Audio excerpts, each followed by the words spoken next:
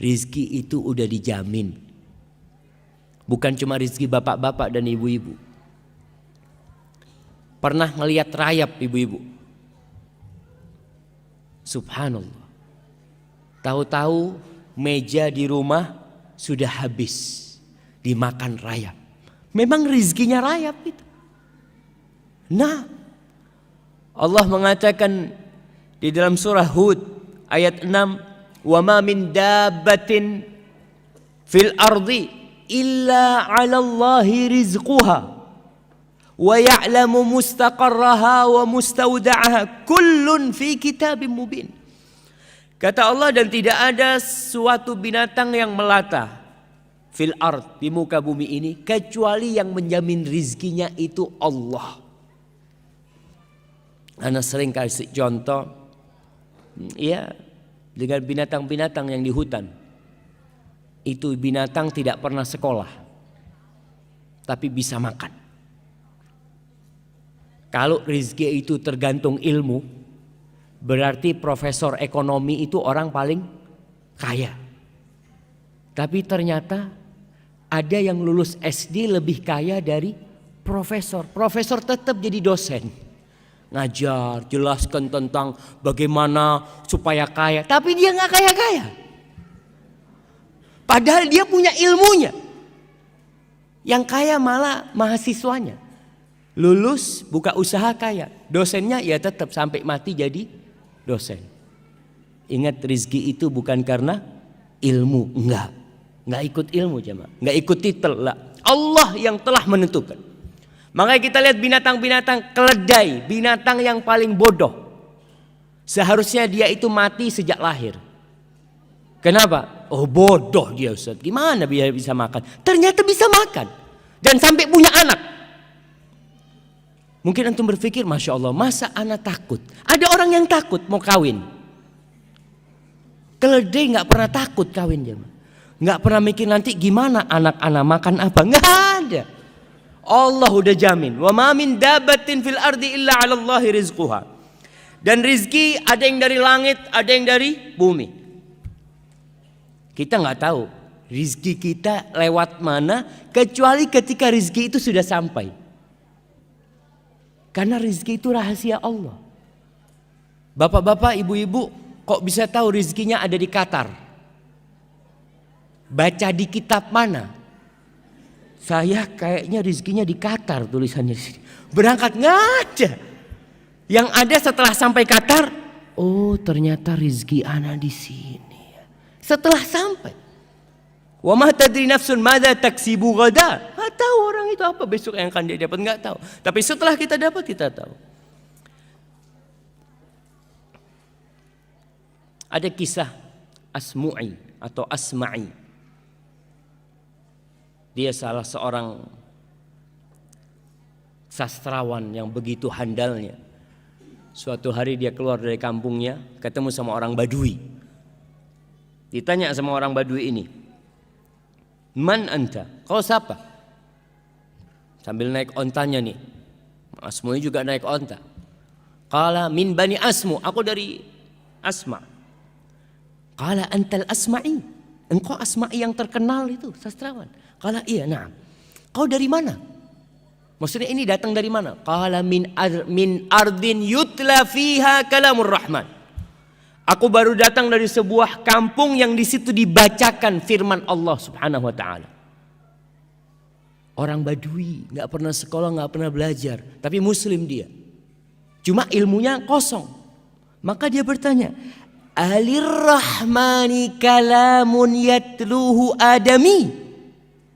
Apakah Allah itu yang Maha Pengasih Ar-Rahman itu memiliki firman yang dibaca oleh anak Adam?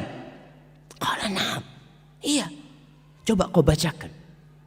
Kepingin dengar Al-Quran. Selama hidupnya tidak pernah dengar Al-Quranul Karim. Lalu Asma'i membacakan surat Adz-Dzariyat. Wadz-Dzariyati dzarwa. Sampai kepada firman Allah di ayat ke-22. Asma'i membacakan. Ini orang dengarkan terus. Wa fis samaa'i rizqukum wa ma tu'adun. Dan di langit itu ada rizki buat kalian.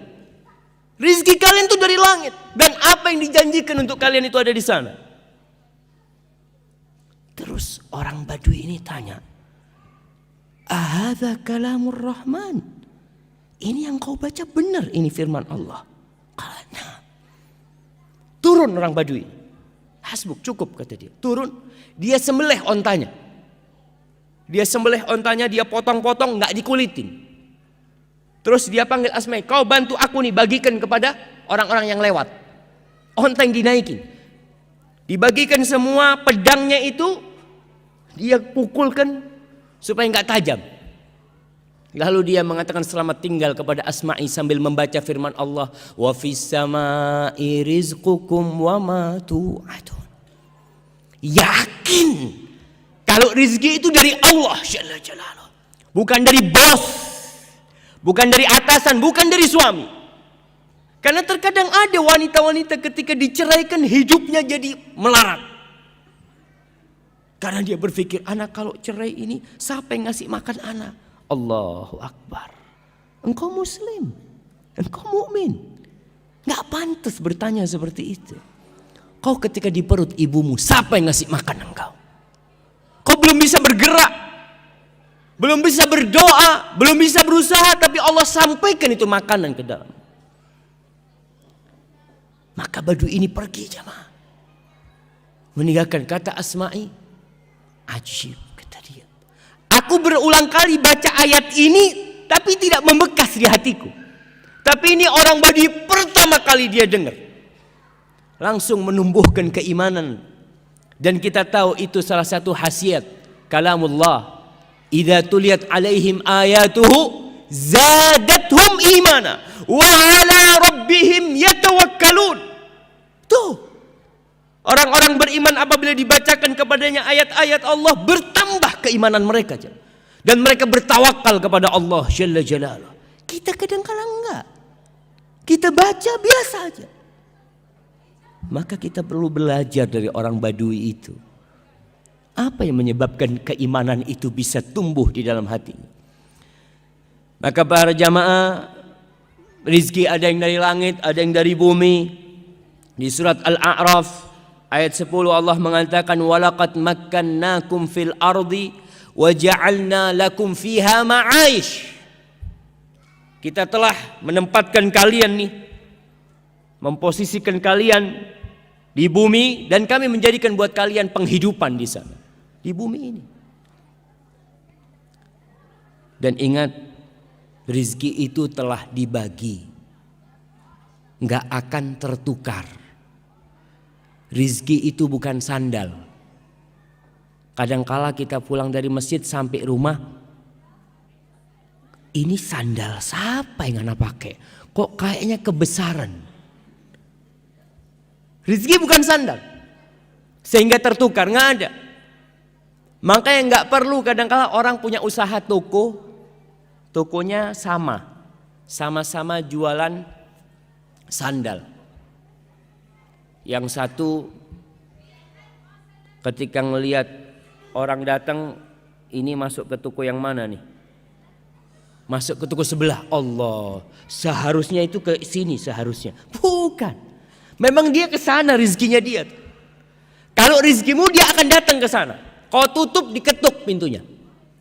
Kalau itu rizkimu, rizki nggak bakal tertukar. Allah mengatakan, nahnu qasamna bainahum ma'isyatahum fil hayatid dunya. Di surat Zukhruf ayat 32. Nih kita kajian udah berapa ayat nih yang kita dengar. Tapi ada bekas enggak di diri kita? Kadangkala enggak. Maka kalau belum ada bekas, ayatnya ditulis, pulang dibaca. Mungkin penjelasan Ustadz kurang lengkap, kurang sempurna sehingga tidak membekas di dalam jiwa. Maka antum perlu untuk baca lagi. Baca tafsir Ibnu Katsir, baca tafsir At-Tabari. Apa yang mereka katakan tentang ayat yang dibacakan tadi? Kata Allah, kami yang membagi di antara mereka penghidupan mereka. Fil hayat, Allah yang bagi. Para jamaah, kalau pembagian rezeki itu diserahkan ke Bapak Dubes umpamanya, Kira-kira antum dapat semua enggak?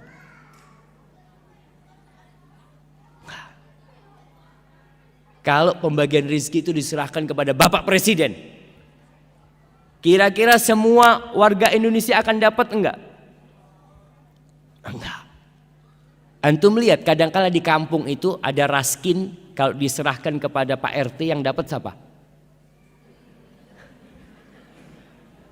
Yang dapat siapa? Ya udah kerabat-kerabat dia. Karena manusia nggak bisa, Allah yang bagi. Allah, kata Allah, nahnu, bukan kalian yang bagi. Karena kita itu punya sifat kikir, punya apa, tapi Allah itu karim, Allah jawad, subhanallah.